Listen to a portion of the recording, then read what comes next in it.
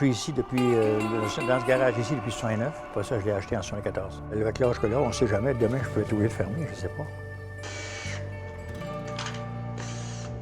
Vous avez déjà considéré de prendre votre retraite? J'ai jamais bien pensé.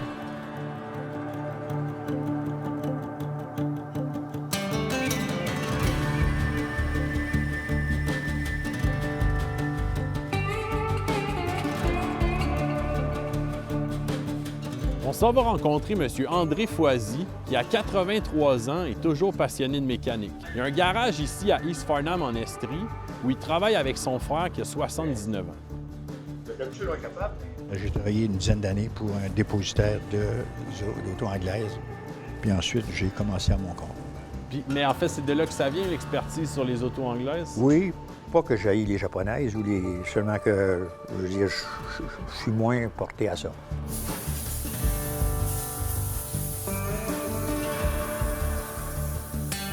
Au niveau de la carrosserie, il est beau, c'est pour ça que je l'ai acheté. Parce que la carrosserie est belle et elle n'est pas pourrie. Puis ça, en fait, vous en avez pour combien de temps à travailler dessus avant qu'il soit... On ne sait jamais, parce que ça, moi, là, je fais ça à temps perdu. C'est pour moi. Quand c'est un client, bien, on fait un peu plus vite. Des fois, il faut attendre 3 mois pour avoir une pièce. À ça, on défait moins, mais on aimait bien ça quand on notait un morceau après un auto ou quelque chose, on le défaisait pour voir comment c'était fait. Aujourd'hui, tu fais venir un alternateur puis tu le poses. Il n'y a plus la réparation des pièces comme telles.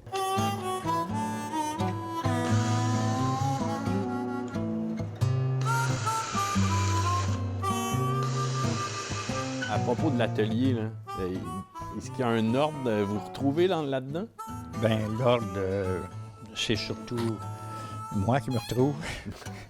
Mon frère, ça fait 20 quelques années qui m'aide ici, puis il me demande des morceaux. Il dit, hey, non, mais un peu.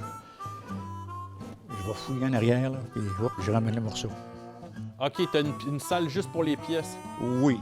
Il s'agit de jeter un de ces morceaux-là, puis le lendemain, on en a besoin.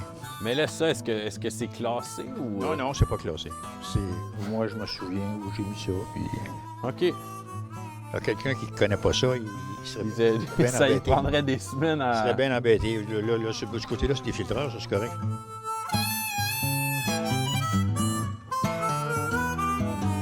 En haut, là, ça, c'est tous des livres d'auto anglaise et puis d'auto... la là, c'est des... allemandes. Ça se trouve dans les marchés aux puces, mais là, depuis la COVID, il n'y en a pas de marché aux puces. Donc, on peut pas. Quand on a besoin d'un livre, celui qui a Internet peut tout avoir ça. C'est ça, OK. Mais moi, je n'ai pas d'Internet. Ça fait que je me sers encore des livres.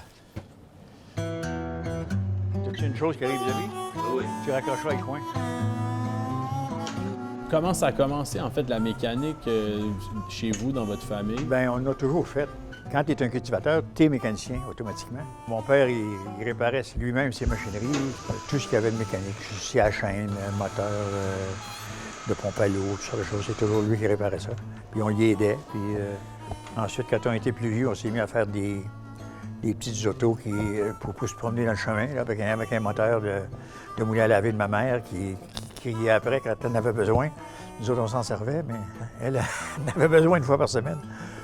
Puis des fois, le moteur n'était pas là.